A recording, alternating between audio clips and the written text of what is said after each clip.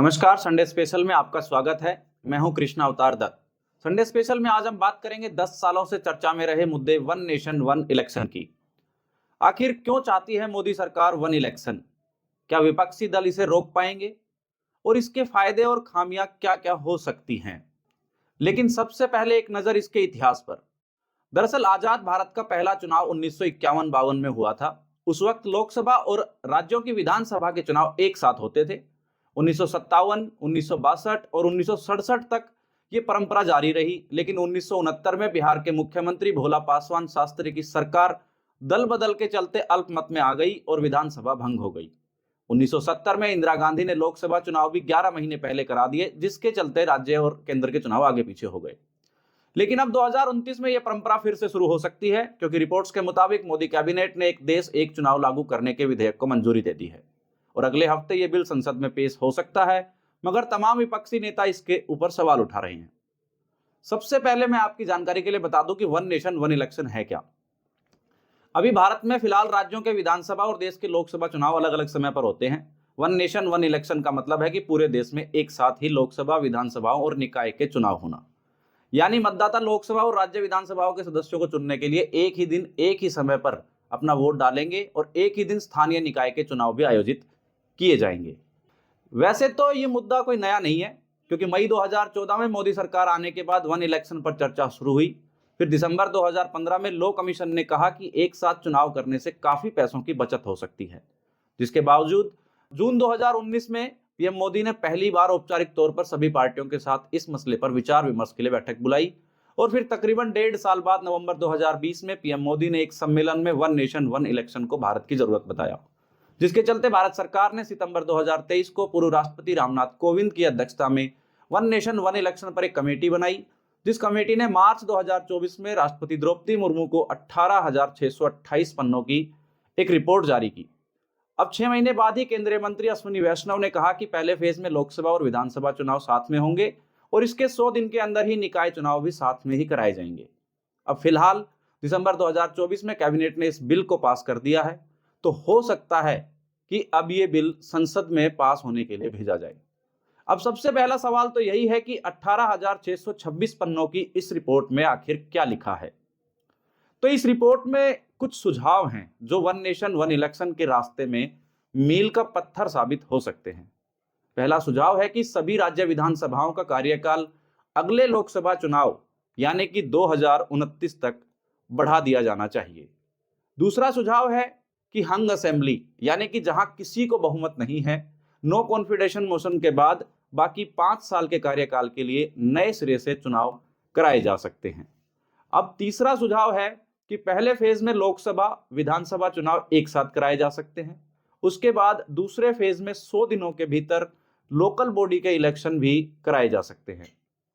चौथा सुझाव है कि चुनाव आयोग लोकसभा, विधानसभा, स्थानीय निकाय चुनावों के लिए राज्य चुनाव अधिकारियों के परामर्श से सिंगल वोटर लिस्ट और वोटर आईडी कार्ड तैयार करने की व्यवस्था करे। और पांचवा सुझाव है कि एक साथ चुनाव कराने के लिए उपकरणों, जनशक्ति और सुरक्षा बलों की एडवांस में प्लानिंग की जाए।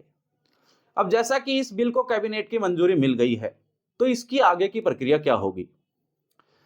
दरअसल केंद्र सरकार अगले हफ्ते बिल को संसद में पेश कर सकती है। सरकार इस बिल पर आम सहमति बनाना चाहती है, जिसके लिए संसद से बिल को चर्चा के लिए ज्वाइंट पार्लियामेंट्री कमेटी यानी कि जेपीसी के पास भेजा जाएगा। फिर जेपीसी इस बिल पर सभी राजनीतिक दलों के प्रतिनिधियों के साथ चर्चा करेगी। फिर जैसा कि भारत की संसद में 2 सदन होते हैं, लोकसभा और राज्यसभा, दोनों सदनों का मुख्य काम होता है विधान या कानून बनाना। इसके लिए पहले विधेयक सदन में पेश किया जाता है, फिर इस पर चर्चा होती है, उसके बाद सभी की सहमति या वोटिंग कराकर इसे पारित कर दिया जाता है और अंत में राष्ट्रपति की मंजूरी के बाद ये कानून बन जाता है। तो वन नेशन वन इलेक्शन को लेकर अब एक साथ चुनाव के लिए संविधान के कई प्रावधानों में संशोधन की जरूरत होगी। इसलिए one nation one election bill को संविधान संशोधन विधेयक के तौर पर पेश किया जाएगा। ये दोनों सदनों में उपस्थित और मतदान करने वाले सदस्यों के 2/3 बहुमत से पारित किया जाना चाहिए, क्योंकि संविधान संशोधन विधेयक इसी तरीके से पारित होते हैं। अब अगर यह विधेयक कानून बन जाता है, तो क्या 2029 में वन नेशन वन इलेक्शन संभव है? या इसके बाद भी इसके रास्ते में कोई अड़चन आ सकती है? देखिए, सबसे पहले तो अगर इसको पास करने के लिए बाकी राज्यों से सहमति लेने की जरूरत पड़ी तो ज्यादातर नॉन बीजेपी सरकारें इसका विरोध करेंगी। अगर सिर्फ संसद से पारित कराकर कानून बनाना संभव हुआ तो भी कई मुश्किलें हो सकती हैं। जैसे एक साथ चुनाव कब कराया जाए, जिन राज्यों में अभी चुनाव हुए हैं उनका क्या होगा, क्या इन सरकारों को बर्खास्त कर दिया जाएगा। हालांकि कानूनी तौर पर कई अड़चनें आने वाली है, कानूनी आधार पर इस समस्या को हल कर पाना संभव नहीं है। इसके लिए दूसरे राज्यों की सहमति बहुत जरूरी है और अभी मतभेद इतना ज्यादा है कि यह मुमकिन लगता ही नहीं है। वहीं चुनाव आयोग को पूरे देश में एक साथ चुनाव कराने के लिए बड़ी तैयारी करनी होगी। सभी चुनावों के आयोजन के लिए संसाधन और लॉजिस्टिक्स का मैनेजमेंट करना बहुत जरूरी है। इनमें जैसे कि ईवीएम, सुरक्षा कर्मचारियों की तैनाती और प्रचार जैसी अन्य तैयारियां भी चुनाव आयोग को करनी पड़ेगी। वहीं अगर 2025 में जनगणना शुरू होती है तो ये 2026 तक चलेगी। उसके बाद लोकसभा और विधानसभा क्षेत्रों का परिसीमन भी किया जाना है, जिससे लोकसभा और विधानसभाओं की सीटों में बदलाव होना लाजमी है। लेकिन अगर केंद्र सरकार इन सभी हालातों से निपट लेती है तो 2029 तक वन नेशन वन इलेक्शन संभव हो सकता है।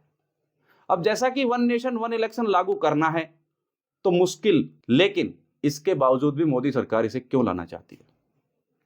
दरअसल वन नेशन वन इलेक्शन से विपक्ष सहित सभी छोटी पार्टियों को कमजोर करना चाहती है बीजेपी, क्योंकि विपक्षी पार्टियों के पास चुनावी मैनेजमेंट के लिए धन, बल और कार्यकर्ता कम होते हैं, जिससे उन्हें एक साथ लोकसभा और विधानसभा चुनाव को लड़ने में परेशानी हो सकती है। वहीं कुछ एक्सपर्ट्स का मानना है कि कैबिनेट में विधेयक को पास करने के लिए पहले सरकार ने निश्चित तौर पर यह कैलकुलेशन कर लिया होगा कि वन नेशन वन इलेक्शन लागू करने में कितना मुश्किल है, क्योंकि जैसे ही बीजेपी संसद में इस बिल को लेके आएगी, तमाम विपक्षी दल इसके विरोध में खड़े हो जाएंगे। और इसके अलावा भी कुछ एक्सपर्ट्स का कहना यह भी है कि पीएम मोदी जो भी काम करते हैं उनकी ये मंशा होती है कि ज्यादा से ज्यादा प्रचार हो। देखिए, इसे ऐसे समझे जैसे संविधान के आर्टिकल 370 के खत्म करने से भले ही कश्मीर में कुछ ज्यादा ना बदला हो, लेकिन देश में पीएम मोदी ने अपनी धाक जमा ली है। उन्होंने जनता में यह मैसेज दे दिया है कि केंद्र सरकार ने काफी बड़ा काम कर दिखाया है। और अब वन नेशन वन इलेक्शन से खर्चा कम करने की बात है तो देश में बड़ी आबादी मध्यम वर्ग है, उनको खर्चा बचाने की बात कहने से सरकार की लोकप्रियता मध्यम वर्ग में बढ़नी तकरीबन तय है। लेकिन क्या सिर्फ यही वजह है या फिर कोई और भी राजनीतिक मंशा हो सकती है? दरअसल केंद्र के लिए पीएम मोदी का चेहरा सबसे मजबूत चेहरा है। अगर लोकसभा के साथ विधानसभा के चुनाव भी होते हैं तो इसका फायदा बीजेपी को मिल सकता है, खासकर एमपी, यूपी, राजस्थान, ये जो काऊ बेल्ट वाले जो राज्य हैं इनमें। हाँ, मगर लॉन्ग टर्म में इस पैटर्न का फायदा विपक्षी दलों को भी हो सकता है, क्योंकि जिनके पास नेशनल अपील वाला बड़ा नेता होगा वो भी इसका फायदा उठा पाएंगे। क्योंकि अगर लोकसभा और विधानसभा के चुनाव एक साथ होते हैं तो 77% वोटर्स दोनों जगह एक ही पार्टी को वोट करते हैं।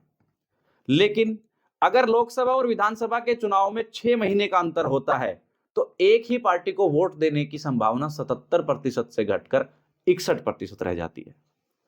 और अगर इन दोनों चुनाव में 6 महीने से ज्यादा का अंतर हो तो एक ही पार्टी को वोट करने की संभावना 61% से भी नीचे आ जाती है। अब जैसा कि हर मुद्दे के दो पहलू होते हैं, समर्थन और विरोध, तो वन नेशन वन इलेक्शन को लेकर तर्क और वितर्क क्या हो सकते हैं? दरअसल समर्थन में तर्क देने वाले कहते हैं कि 5 से 6 राज्यों में एक साल में चुनाव होते हैं, इससे देश के विकास कार्यों में बाधाएं भी आती है। उड़ीसा के उदाहरण के तौर पर ले लें तो वहां 2004 के बाद विधानसभा और लोकसभा चुनाव एक साथ हुए, लेकिन नतीजे अलग अलग रहे। वहां आचार संहिता बहुत कम देर के लिए लागू हुई, जिस वजह से सरकार के कामकाज में दूसरे राज्यों के मुकाबले में बहुत ही कम खलल पड़ा। अब अगर पूरे देश की विधानसभाओं और लोकसभा के चुनाव एक साथ होते हैं तो इससे चुनाव पर होने वाला खर्च भी कम होगा। 2019 में लोकसभा चुनाव से पहले अगस्त 2018 में लॉ कमीशन की एक रिपोर्ट आई थी, जिसमें यह भी कहा गया था कि अगर 2019 में लोकसभा और विधानसभा चुनाव साथ होते हैं तो उसमें 4500 करोड़ रुपए का खर्च बढ़ेगा। यह खर्चा इसलिए क्योंकि ईवीएम ज्यादा लगानी पड़ेंगी और इससे यह भी कहा गया था कि 7 चुनाव कराने का अगर यह सिलसिला जारी रहता है तो 2024 में 1751 करोड़ रुपए खर्च होंगे, यानी कि धीरे धीरे ये जो एक्स्ट्रा खर्चा है ये कम होता चला जाएगा। अब इसके विरोध में तर्क देने वाले कहते हैं कि राष्ट्रीय स्तर पर देश और राज्य के मुद्दे अलग अलग होते हैं, एक साथ चुनाव हुए तो वोटर्स के फैसले पर असर पड़ने की संभावना है। जैसा कि चुनाव 5 साल में एक बार होंगे तो जनता के प्रति सरकार की जवाबदेही कम हो जाएगी। और अभी की जो स्थिति है, लोकसभा में चुनाव जीतने वाली पार्टियों को यह डर रहता है कि अगर अच्छा काम नहीं करेंगे तो विधानसभा चुनाव में हमें दिक्कत आ सकती है।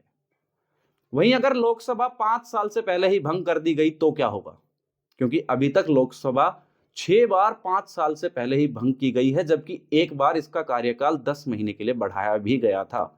तो ऐसी स्थिति में फिर अलग अलग चुनाव होने लगेंगे। तो जैसा कि अभी ये जो मुद्दा है इसे संसद में पेश किया जाना है, इस पर वोटिंग भी होगी, उसके बाद ये पास होता है या नहीं, तो इसमें अभी एक लंबे दौर की प्रक्रिया बाकी है। तो देखते हैं आगे क्या होता है। तो ये था आज का Sunday special, one nation one election. अगले संडे को फिर किसी बहुचर्चित मुद्दे के साथ हाजिर होऊंगा। तब तक के लिए नमस्कार, धन्यवाद।